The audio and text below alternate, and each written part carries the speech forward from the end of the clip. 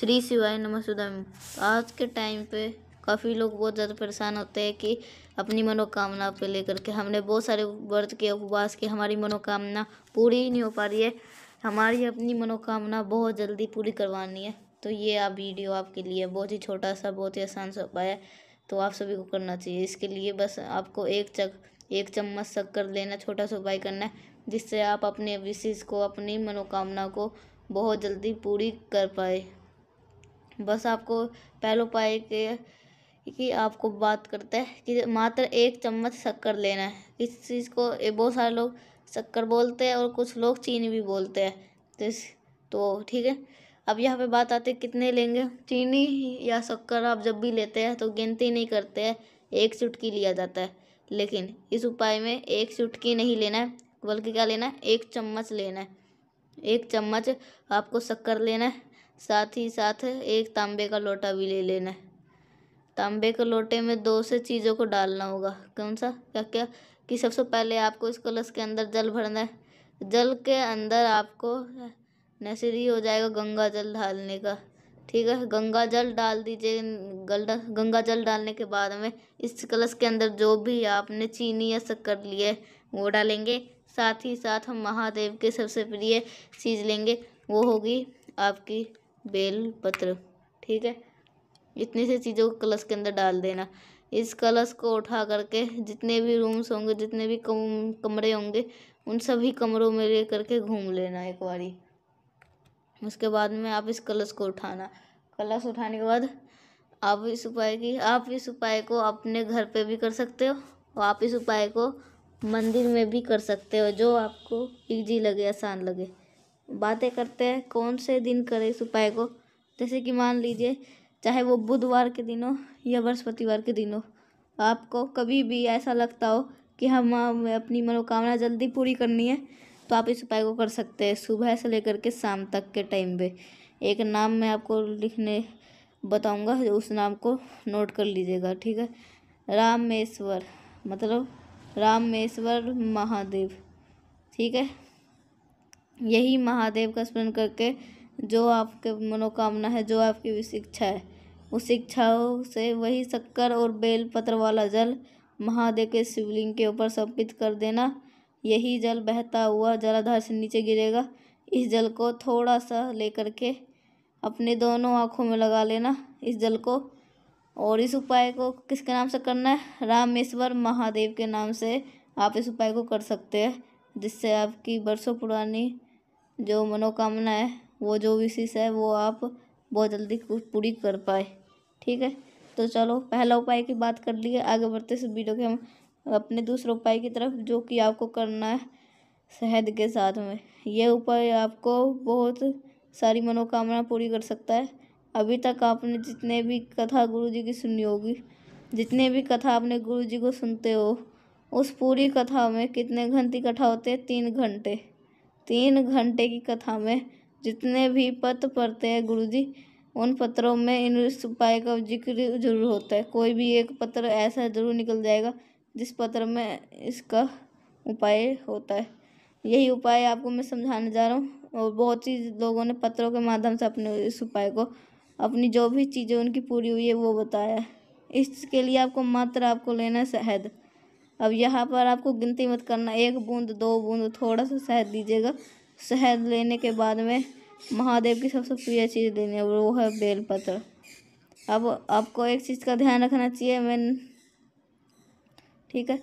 हम यहाँ पर और क्या कहते हैं, जो 2 नंबर और 3 नंबर वाली पत्ती होती है, जो 1 नंबर वाली पत्ती है, 1 नंबर वाले पत्ते पे आपको ज़्यादा मात्रा में शहद को लगाना है। क्या करना है, ज़्यादा मात्रा में एक पत्ते के ऊपर शहद लगाना होगा।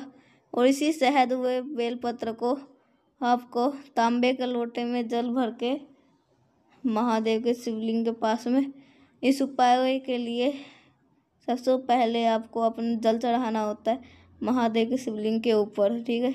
जब जल चढ़ाओगे श्री शिवाय नमस्तुभ्यं का जप कर मंत्र बोलना है, और फिर जो वही शहद वही बेलपत्र है, वो महादेव के शिवलिंग के ऊपर आप सभी को रखना है।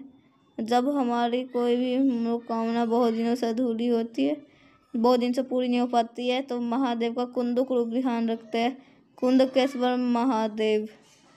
ठीक है, यही महादेव का स्मरण करते हुए आप सभी को बेलपत्र को शहद लगा लगा के चिपकानी है। कहोगे कि कब करेंगे इस उपाय को? इस उपाय को लगातार करना है। कहने का मतलब क्या है, जैसे कि मान लो कि आपको लगता है कि ये मेरा काम 15 दिन में होना चाहिए। कितने दिन में? 15 दिन में। तो आपको लगातार बेलपत्र शहद लगा करके महादेव के शिवलिंग के ऊपर कुंदकेश्वर महादेव का नाम से चिपकाना चाहिए। मान लीजिए कि आपका एग्जाम आने वाला, आप अभी परीक्षा में 2 महीने बचे। कितने? 2 महीने। तो लगातार आपको 2 महीने तक एक बेलपत्र शहद ला करके चढ़ाएंगे महादेव के शिवलिंग के ऊपर। एक नियम बनाना आपको, इतने दिन हम करेंगे, या जब तक हमारी मनोकामना पूरी नहीं हो पाएगी तब तक हम ऐसे चिपकाते रहेंगे। आप करके देखेगा। पत्रों के माध्यम से यही बात बताई जाती है लोगों के द्वारा। जब तक महादेव सुनेंगे नहीं तब तक हम बेलपत्र शिवलिंग के ऊपर चिपकाना स्टार्ट करेंगे। जो हमारी मनोकामना है वो मनोकामना हमारी पूरी ज़रूर होगी। तो 2 उपाय आपको समझ में आ गया। आगे बढ़ते इस वीडियो के हम अपने सबसे तीसरे उपाय की तरफ के, लेकिन कैसे करना, कहाँ पे क्या बेनिफिट है, सब कुछ बताऊंगा। जल्दी से पहले कर लीजिए वीडियो को लाइक, जिसने चैनल को सब्सक्राइब नहीं किया है मेरे चैनल को करिएगा सब्सक्राइब। वो सारे उपाय आपको हमारी इच्छाओं के लिए, ये जो होगा ये उपाय, ये आपको वर्षों पुरानी इच्छाओं को पूरी करने के लिए ये उपाय है। तो इसके लिए जो तीसरा उपाय है, जो महादेव की सबसे प्रिय चीज़ लेने हुआ, मैंने आपको कई बार बताया, लाल चंदन। लाल चंदन आपको सूखा नहीं लेना है। अगर आपके पास में सूखा है तो उसका हल्का सा पानी डाल के गाढ़ा सा पेस्ट बना लीजिएगा। ठीक है, इतना करने के बाद फिर से जरूरत पड़ेगी एक बेलपत्र की। बहुत ही प्यासे सुंदर से लीजिएगा। बेलपत्र में आपको पता है कि 3 पत्तियां होती है। यह उपाय हमें इन तीनों पत्ते के ऊपर करना है। कैसे? देखो, जैसे कि मैंने आपको एक नाम बताया था, वो नाम कौन सा था? कुंदकेश्वर महादेव। ठीक है, यही मैंने आपको नाम बताया था।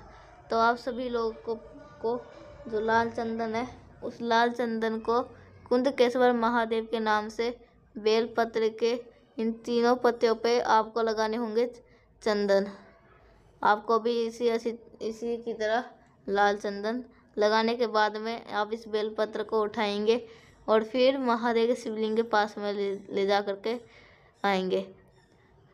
जो आप हमने बेलपत्र के ऊपर लाल चंदन की बिंदी लगाई, उसका किसका स्मरण कर देना? कुंदकेश्वर महादेव का। लेकिन वही बेलपत्र हम अपने मनोकामना कहते हुए, हमने विशेष को कहते हुए महादेव से शिवलिंग के ऊपर समर्पित करते हैं। तो यहाँ पे कुंदकेश्वर महादेव का नाम ले करके किसका नाम करेंगे? चंपेश्वर। ठीक है, यानी कि बेलपत्र के ऊपर जब आप चंदन लगाओगे, लाल चंदन लगाओगे, तो कुंदकेश्वर महादेव। लेकिन जब उस बेलपत्र को महादेव के शिवलिंग के ऊपर रखोगे, माता अशोक सुंदरी के स्थान पे, तो आप सभी की क्या करना है? शंपेश्वर महादेव के नाम से रखेंगे। और जो आपकी विशेष होगी, जो आपकी मनोकामना होगी, जो आपकी इच्छा होगी, उस इच्छा के पूर्ति के लिए आप प्रार्थना करिएगा। जल चढ़ाना या ना चढ़ाना ये आपके ऊपर डिपेंड पूरी तरीके से करता है। 3 उपाय आपको समझ में आगे बढ़ते इस वीडियो के हम सबसे आखिरी और बहुत ज़्यादा महा उपाय है। तो ये काम होना ही होना चाहिए। आप घर से बाहर जा रहे हो, ये काम जो आप घर से बाहर जा रहे हो, ये जो नौकरी है, ये नौकरी हमें होना ही होना चाहिए। तो आपके पास ये उपाय को कर सकते हैं। इस उपाय को करने का कोई नियम नहीं है, कोई विधि नहीं है। जब भी आप अपने घर से बाहर निकलेंगे इस उपाय को कर सकते हैं।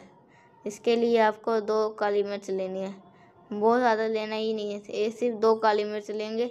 जब आप किसी भी काम के लिए घर से बाहर निकल रहे हो, 1 काली मिर्च को पहले महादेव के शिवलिंग के ऊपर कुंदकेश्वर महादेव के नाम से चढ़ा देंगे।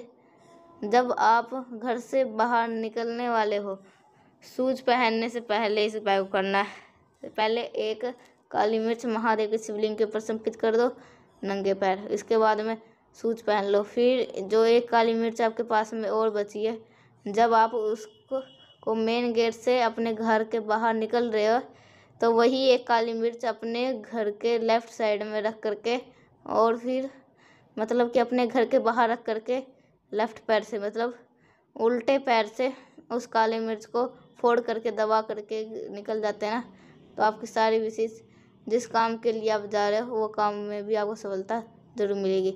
मैंने कोशिश करी आप सभी को हर एक चीज़ को, हर मनोकामना को बताने की। वीडियो पसंद है तो लाइक करिएगा। कुछ पूछना है नहीं समझ में आया नीचे मुझसे पूछ सकते हैं। तो मिलते हैं नेक्स्ट बार से, तब तक के लिए श्री शिवाय नमस्तुभ्यम।